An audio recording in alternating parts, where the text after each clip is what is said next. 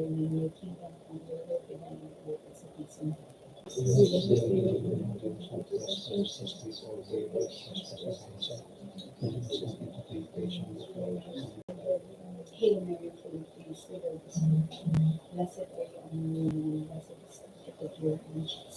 Mary, Mother of God, pray for us sinners now and at the hour of our death. Glory be to the Father, and to the Son, and to the Holy Spirit. As we give mercy and never shall be holy.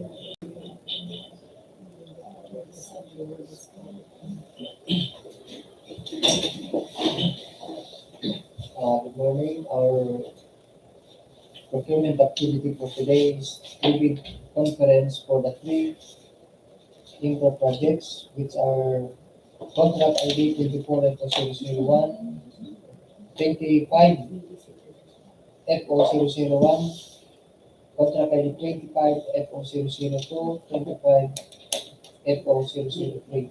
Before we start, we would like to acknowledge the presence of the back secretariat head, Engineer Nota, Present. and the PWG head, Engineer Bobis, and representative from the planning and design section will discuss the details. And for the back members, Engineer Revilla, Engineer Rebalo, Engineer Juan Lola, Present. Engineer Moit, Engineer Arieta, and your truly. So we have a forum. We will proceed now to the first contract ID to be discussed. Contract ID 25F0001, name of contract, Convergence and Special Support Program, construction, improvement of access roads leading to trades, industries, and economic zone, road leverage linkage to industry and trade infrastructure program. Road 8. Santa Cruz, Pandan, Upland Central Economic Zone in Busac-Oma Road, connecting Ligao Pioduran Road in support of Agribusiness, food resource-based processing, Ligao City, Bicol. The approved budget for the contract is 4,900,000. The contract duration is 120 calendar days, and the work category of work code as per DEO number 117, series of 2017 is RCP. Qualified prospective bidders should be registered with or classified by the pickup with at least a pickup license of category C and B or small b. The the amount of bidding documents is 5,000. For the minimum equipment requirements, 1 unit backhoe with breaker, 0.8 cubic meter capacity. 1 unit bulldozer, 167 horsepower capacity. 1 unit cargo truck, 9 to 10 metric ton capacity. 1 unit concrete spreader. 1 unit concrete vibrator. 1 unit dump truck, 12 cubic meter capacity.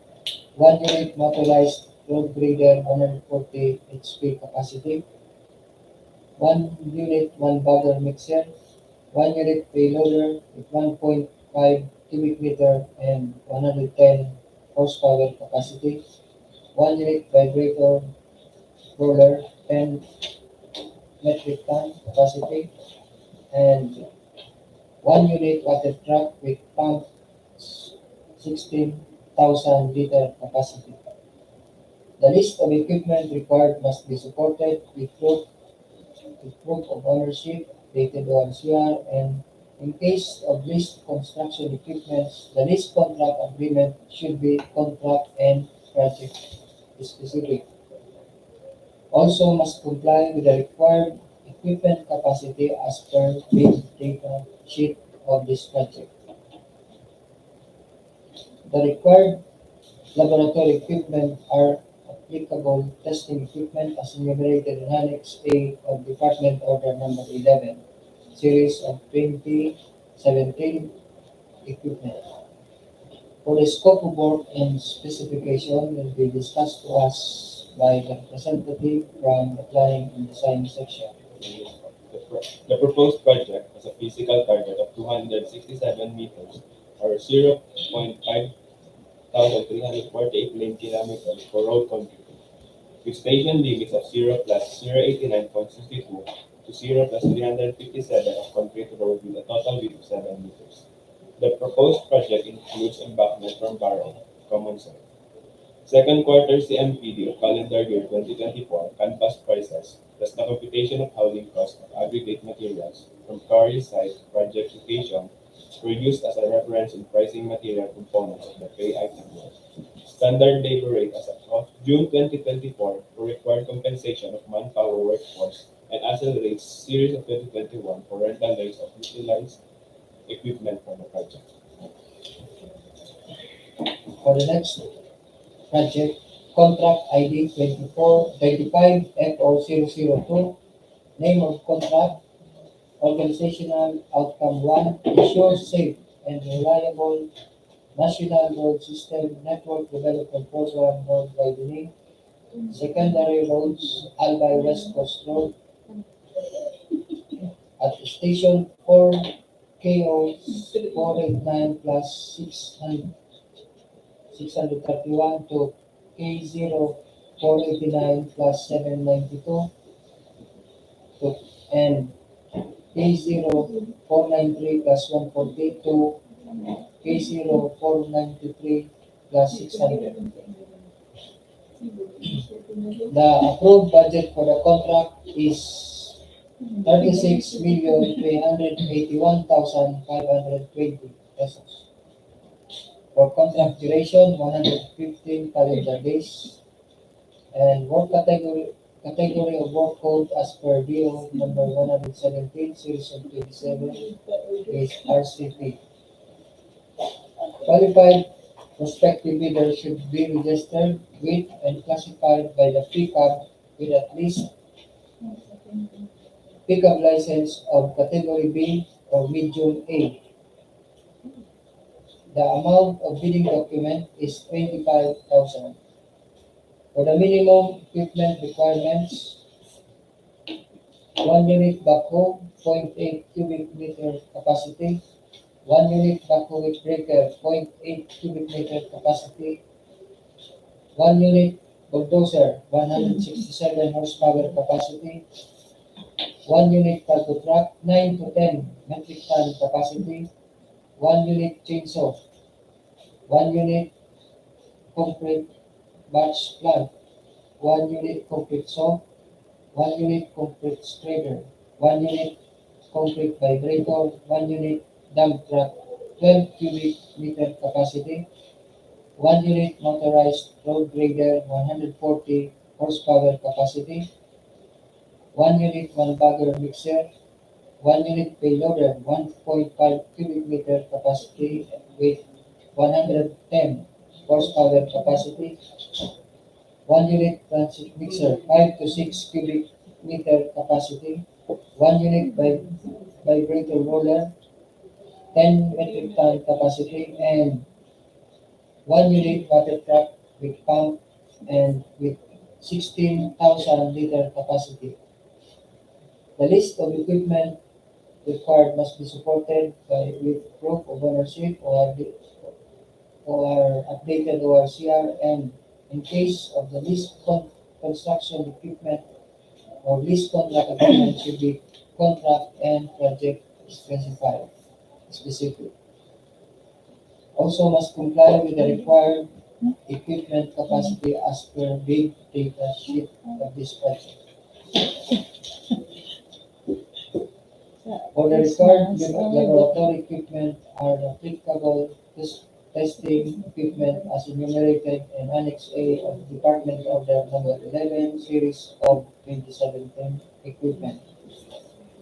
And for the scope of work, this project will be discussed to us by the representative from Planning and Design section. Good morning po.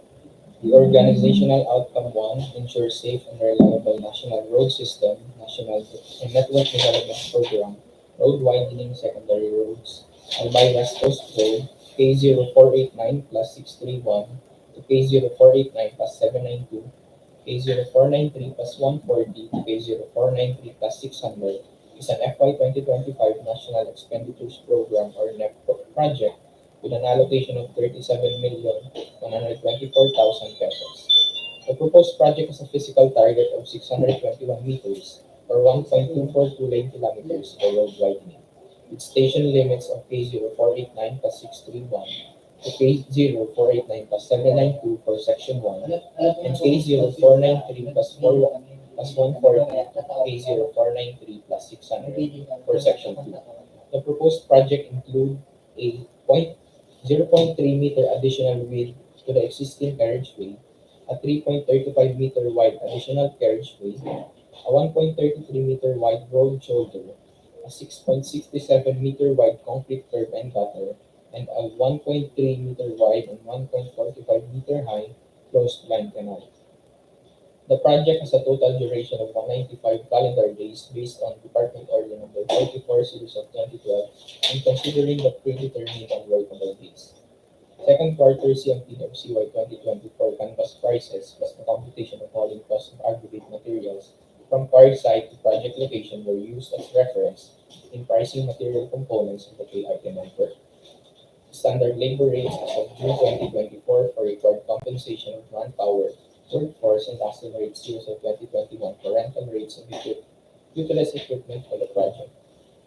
The hauling cost for the aggregates is calculated at Manila River, Ginobatan, Albay, while the nearest construction material source is at Libon, Albay. That's all.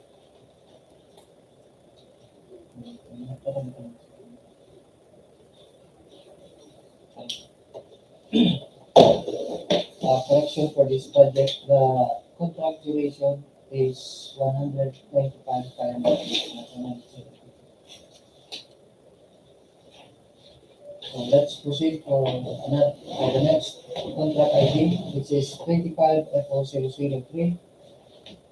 Name of contract: Convergence and Special Support Program, Construction, Improvement of Access Roads leading to declared tourism destination. Tourism Road Infrastructure Program, TRIP, San Isidro, Florista, Panoypoy, Bascaran, leading to Bicol International Airport and Donsol, Jovellar, Albay.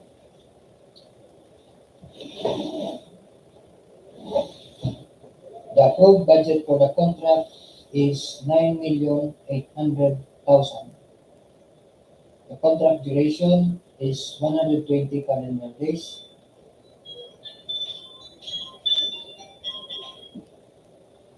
Work category code as per DEO number 127 series of 2017 is RCP.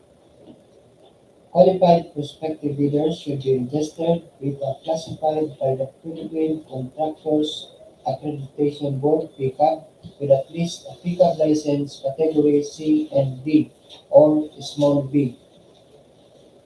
The amount of bidding document is 10,000. For the minimum equipment requirements, 1 unit applicator machine, 1 unit backhoe 0.8 cubic meter capacity, 1 unit bulldozer capacity,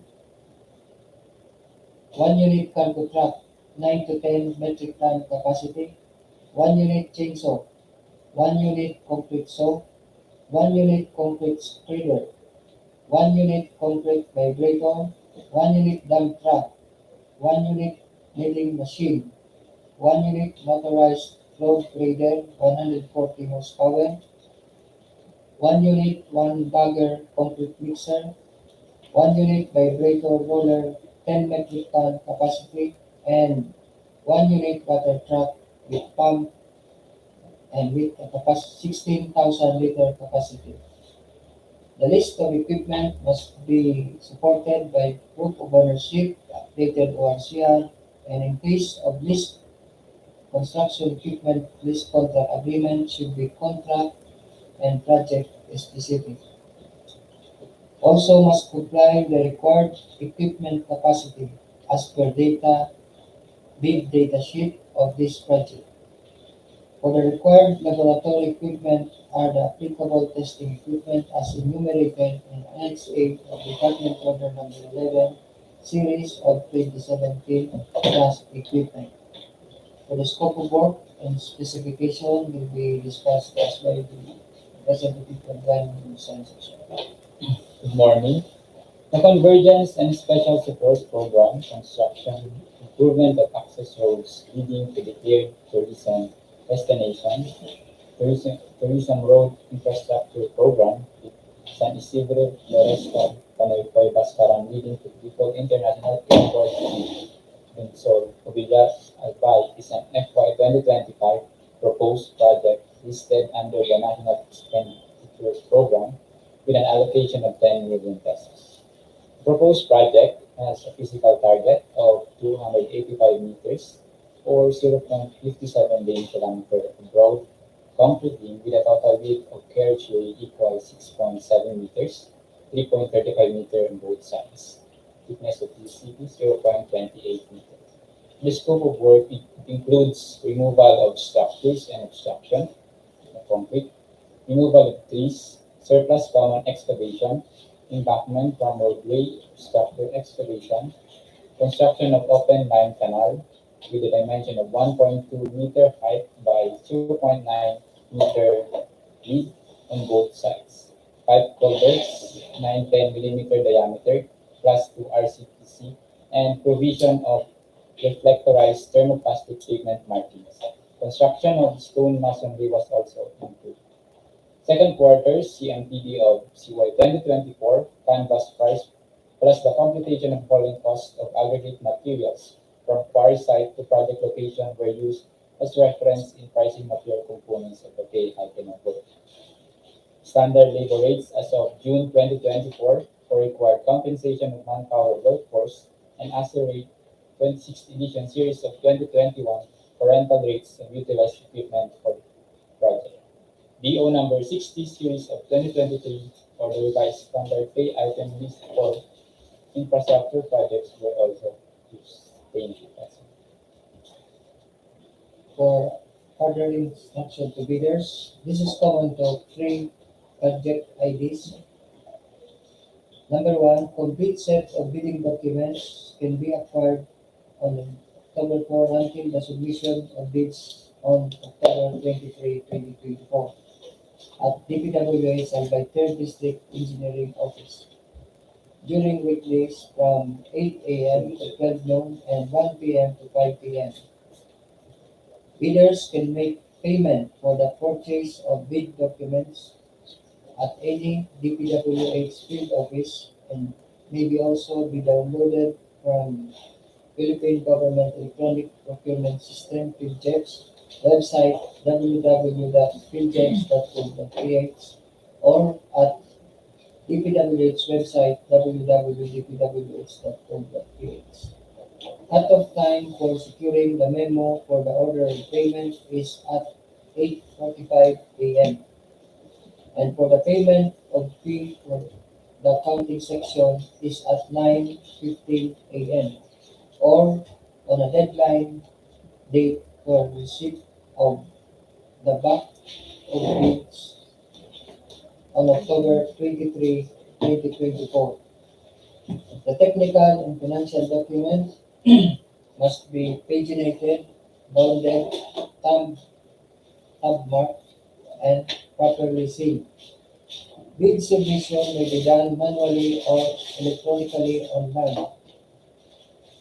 Bidders should only select one mode of bid submission by manual or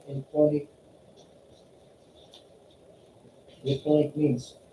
For manual submission, bidders shall present the official receipt of payment project specific to the back secretariat of this office before the deadline stated.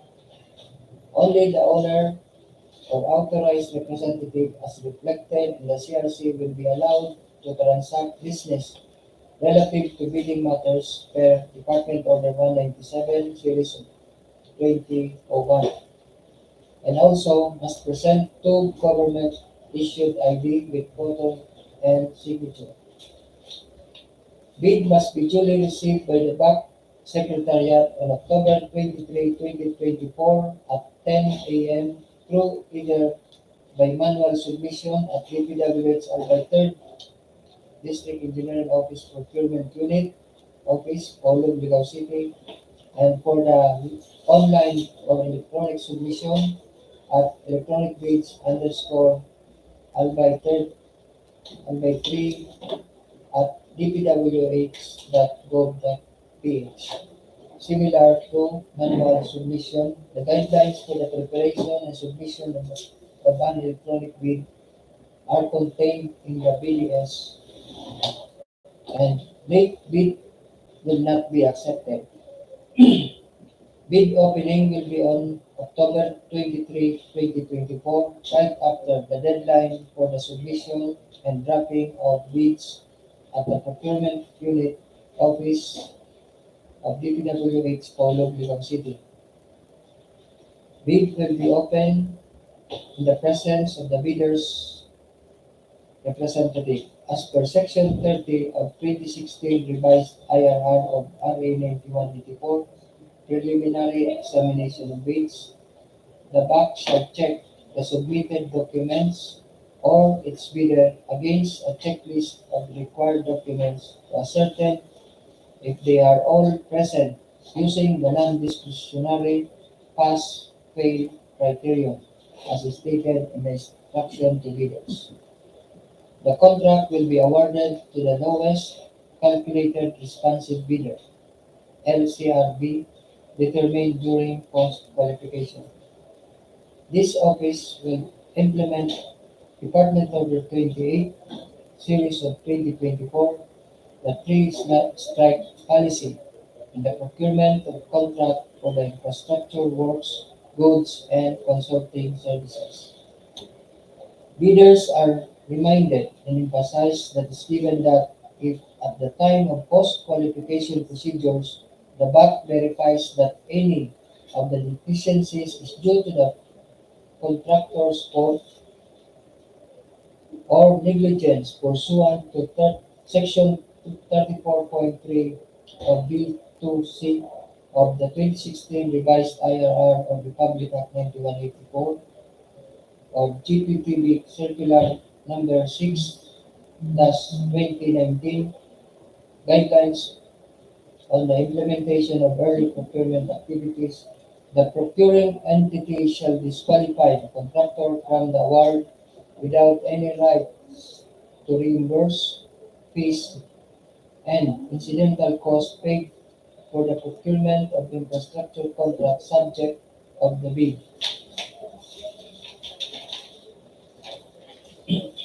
Bidders are advised to indicate their company official email address in the bidding documents.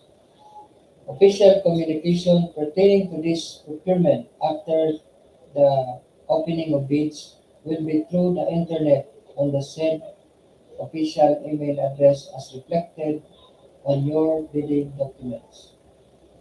The DPWH Albay 3rd District Engineering Office reserve the right to reject any or all bids, declare a failure bidding, or not to award a contract at any time prior to contract award in accordance with the Section 31.1 and 41 of the 2016 revised IRR of 9184 without incurring any liability to the affected bidders.